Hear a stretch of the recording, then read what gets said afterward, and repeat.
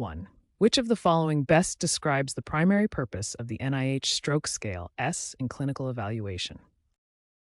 A. To measure patient satisfaction after treatment. B. To assess the severity of neurological deficits following a stroke. C. To monitor medication adherence in post-stroke patients. To evaluate long-term rehabilitation outcomes. 2. When scoring a patient's level of consciousness on the nihss, what principle is applied? A. Assessing patients' long-term memory recall. B. Evaluating immediate responsiveness to verbal and physical stimuli. C. Testing patients' knowledge of medical terminology. D. Measuring independent daily living activities. 3. A key competency for mentors teaching new clinicians how to administer the nihss is A. Using advanced pharmacology to interpret test results. B. Ensuring standardized administration across different learners. C. Modifying the test to fit individual patient needs. D. Substituting nihss items with institution-specific criteria. 4. In adult learning theory, why is role-playing used in nihss training? A. It simplifies test scoring to eliminate errors. B. It allows learners to experience scenarios in realistic clinical contexts. C. It avoids the need for direct patient involvement. D. It removes the need for feedback from trainers. 5. Which nihss item specifically assesses language function? Visual fields. Best gaze. Best language. Sensory. 6. In evaluating nihss training effectiveness, which method is most appropriate? A. End-of-course multiple-choice test only. B. Direct observation of clinical application with feedback. C. Written essays about stroke care. D. Peer evaluation with no scoring rubric. 7. What is the regulatory importance of maintaining nihss certification for healthcare professionals? A. It ensures compliance with Medicare reimbursement standards. B. It allows clinicians to prescribe all stroke medications. C. It validates accurate and reproducible patient assessments. D. It reduces patient wait times in the emergency department. 8. Which of the following best represents the NSS scoring range? A. 020. B. 42. C. 150.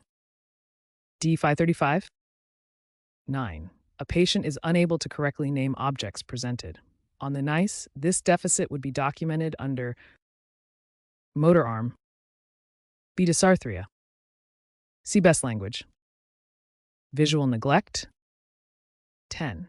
For mentoring a novice nurse in nihss scoring, what teaching strategy aligns best with adult learning principles? A. Lecture-based memorization of all scoring items. B. Hands-on practice with immediate corrective feedback. C. Assigning textbook reading only. D. Allowing independent self-study without assessment. 11. Why is consistency critical in administering the nihss across different providers? A. To reduce patient anxiety. B. To ensure data is comparable and clinically reliable. C. To allow individual clinician interpretation. To shorten patient assessment time. 12. A patient scores 0 on every item of the nihss.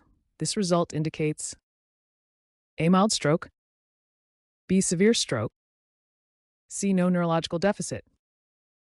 D. Incomplete evaluation. 13. When developing curriculum for nihss certification, what is the most essential inclusion? A. Case-based scenarios with scoring exercises. B. Historical evolution of stroke research. C. Pharmacological management of ischemic stroke. D. Billing and coding regulations. 14. What principle of communication is vital when teaching this administration to interdisciplinary teams? A. Use of medical jargon to enhance precision. B. Tailoring explanations to each professional's background. C. Limiting discussion to neurologists only. D. Avoiding questions to save time. 15. Which nihss item assesses neglect or inattention? A. B. Extinction and inattention. C. Best motor arm. Dysarthria. 16. In evaluation methodology, which approach most directly assesses a learner's ability to score nihss accurately? A. Multiple choice test on stroke anatomy. B. Simulation with standardized patients. C. Group discussion on communication skills. D. Poster presentation about stroke incidents. 17. What role does regulatory compliance play in nihss scoring for clinical research trials? A. Ensures uniform patient recruitment criteria. B. Provides consistency and validity in outcome reporting. C. Allows investigators to change scoring protocols. D. Prevents clinicians from using other assessment tools. 18. When teaching nihss scoring to healthcare professionals, which adult learning principle best supports long-term retention of skills? A. Passive observation of expert scoring without interaction. B. Engaging learners in repetitive, hands-on practice with real-time feedback. C. Memorization of the nihss manual without application. D. Allowing learners to complete the test without review or correction. 19. Why is timely and accurate nihss scoring critical in acute stroke management? A. It determines eligibility for thrombolytic or thrombectomy therapy.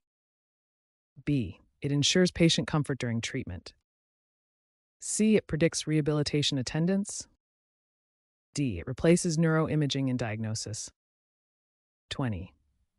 When providing feedback during nihss mentoring, what approach aligns with effective adult learning?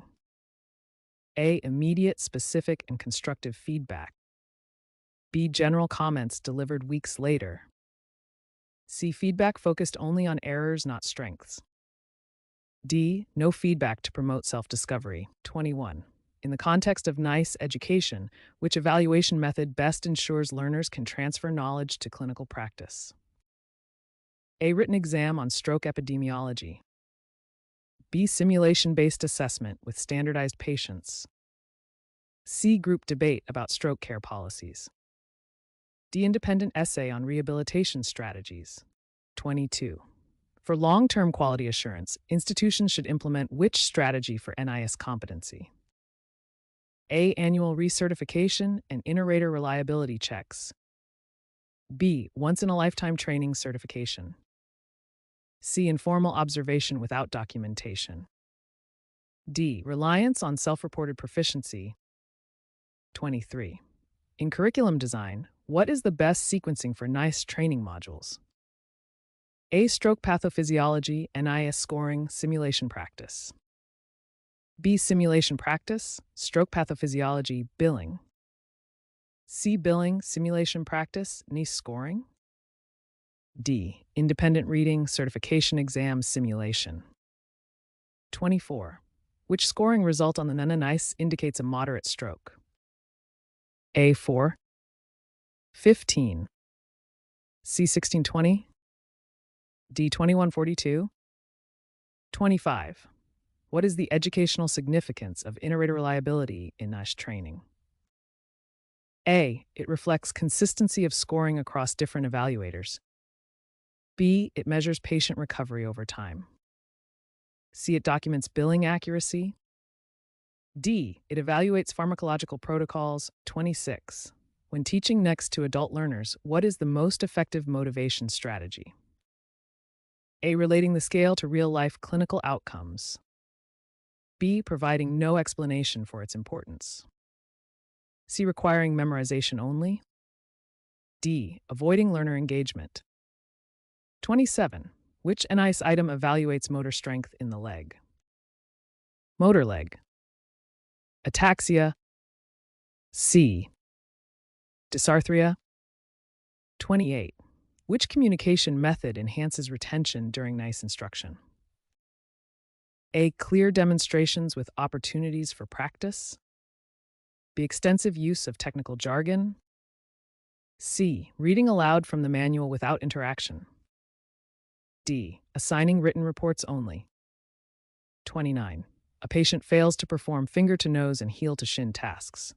This deficit is captured under which nihss item? Limb ataxia. Motor arm. motor leg. Sensory. 30. When evaluating NICE educational programs, which outcome is most meaningful? A. Learner's ability to accurately score real patients. B. Learner's satisfaction with the course room temperature. C. Number of slides presented during lecture. D. Attendance percentage alone, 31. Which NICE item measures facial muscle movement? A. Motor leg. B. C. Best gaze. 32. During NICE administration, what should educators emphasize to learners about scoring? A. Always score based on observed performance, not patient's potential. B. Adjust scores depending on patient's age and education. C. Use approximate scoring if unsure. D. Allow patient's family to influence scoring. 33. In mentoring contexts, why is reflection important after NICE training sessions? A. It allows mentors to reinforce learning by connecting experiences to practice. B. It replaces the need for scoring practice. C. It decreases learner accountability. D. It avoids the need for evaluation. 34. Which NICE item is designed to assess horizontal eye movements? Best gaze. Visual fields. Dysarthria. Facial palsy. 35. In developing NICE training for adult learners, which instructional design method ensures learners remain actively engaged? A. Interactive case studies combined with practice scenarios. B. Reading assignments without group discussion. C. Long lectures with minimal interaction. D. Independent memorization of the NICE manual. 36. What is the primary purpose of inter-rater reliability testing in NICE education? A. To evaluate how well learners recall stroke epidemiology. B. To ensure different clinicians score patients consistently. C. To shorten the time required to administer the NES. D. To increase the number of questions on certification exams.